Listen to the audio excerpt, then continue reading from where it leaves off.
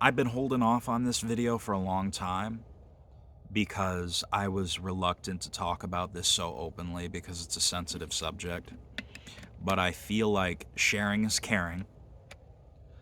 But also, I think that releasing things is part of healing, right? It's part of the healing process. It's part of shadow work, which Carl Jung talks about pretty exclusively. I mean, that was his thing. I have been depressed, like really depressed, like 3 times in my life. About 10 years ago, I was in high school. This was fucking forever ago, and I look back on this now, and I'm like, why did I even take this seriously? This was so stupid. Like, why was I depressed about this? I went through a breakup. Shows you how much of a fucking pussy I was at the time. Like, dude, knock it off. It's not that serious. It's just a girl, you know?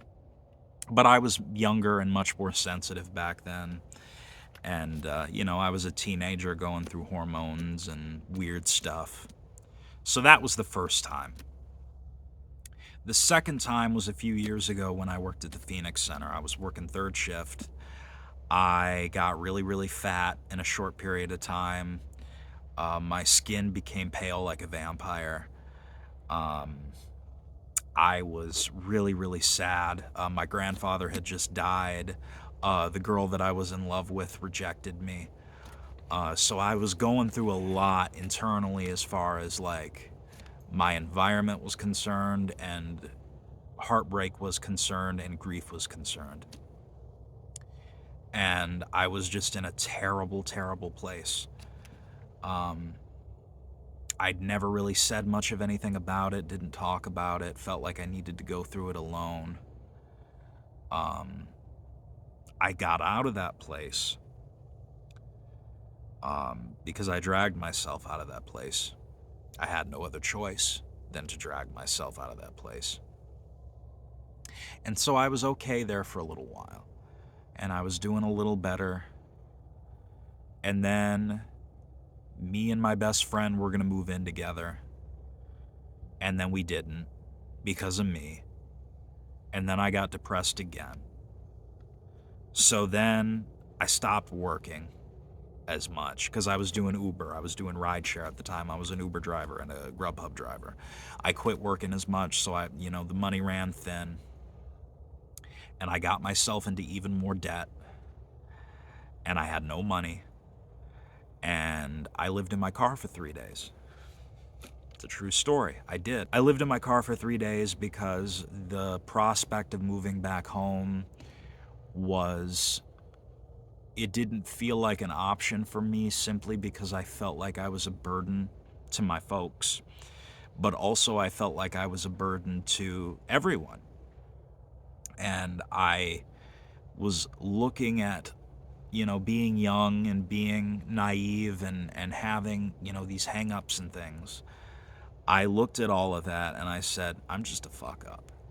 I just can't do anything right. That's the gist of it. I'm a loser. I'm a failure. I'm a piece of shit. I don't deserve to live. And that's how I genuinely felt at the time. And I got to the point where I just didn't care anymore. My ability to give a fuck was gone. And I was alive, but I wasn't living, you know? And it was just a very, very dark time, and it was a very confusing time. If this was the limit that my soul could take, I was right here. And I was just staring down the abyss, just staring down a dark tunnel, wondering what the fuck I'm gonna do, if I can even do anything. I was very much an addict at that time too, Again, I've talked about, being a habitual stoner and alcoholic. I was still, struggling with that. And I felt like it was really the only time I was at peace. And it was the only thing I really had to be excited about or to even have any interest in, to live for, honestly. I was one major inconvenience away from completely crashing out or, let's be honest, committing suicide. You know, I will say that I'm in a place in my life right now where I am not exactly where I want to be. That's no secret. I've been very open and transparent about that to people who are close with me. If I'm looking objectively at me in 2025 versus me in 2023, two completely different people. I am a lot happier, a lot healthier, a lot more strong-willed, a lot more adapted to handle the challenges that life may throw at me. But it wasn't always that way. Good times don't last forever, but bad times don't last forever either. You know, I think that a lot of people forget that. You know, you have the power to change things if you want to change things. And it's not up to anybody else to walk into your life and fix it for you. It's your decision to make. It's your life. One thing that's really changed for me is I've started like really counting my blessings. You know, I think a lot of things we take for granted simply because the negative things are so much more glaring to us. People focus more on the negative than they do the positive. I think people are more, naturally hardwired that way. And so it's a matter, somebody's screaming. It's a matter of rewiring your brain, which is very difficult to do. And I'm not going to tell you how to rewire your brain. That's up to you. One thing that really saved my life was this camera. This is like therapy for me. This and music. I mean, those two things kept me going, but also family, friends, just, my best friend Zeb, shout out to you, bro. I know you're watching this right now. I don't know where I would be without you, dog. That's one thing that I wish for everyone is get you a friend like Zeb.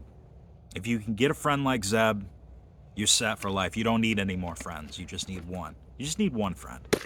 A lot of people think they need to have a lot of friends. It's great if you have a lot of friends. Friendship is very important, but you only need one friend. That's all you need. You just need one. You need one really loyal friend that's going to stick with you through thick and thin and not give up on you. That's all you need.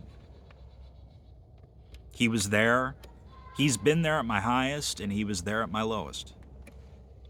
That's all you need. You just need somebody who's going to be there. That's how you get out of depression.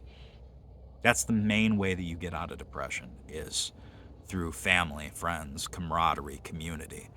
You also get out of depression by realizing that the things that worked a year ago, 2 years ago, 3 years ago, 4 years ago, 5 years ago, they don't work today. You have to be willing to change. What happens because people aren't willing to change is they get stuck where they were instead of moving forward into what is about to be. The universe has a plan for you, but the universe can only execute that plan if you decide that you want that plan to be executed. It's a you decision. So while I'm not necessarily against people subscribing to a certain religion or belief system, you have to understand that God is within you, and God encompasses you and your being, and the way that you see the world is how you'll experience it. I know it sounds very woo-woo, but you see the world the way that you choose to look at it. It's not good or bad, it's how you interpret it.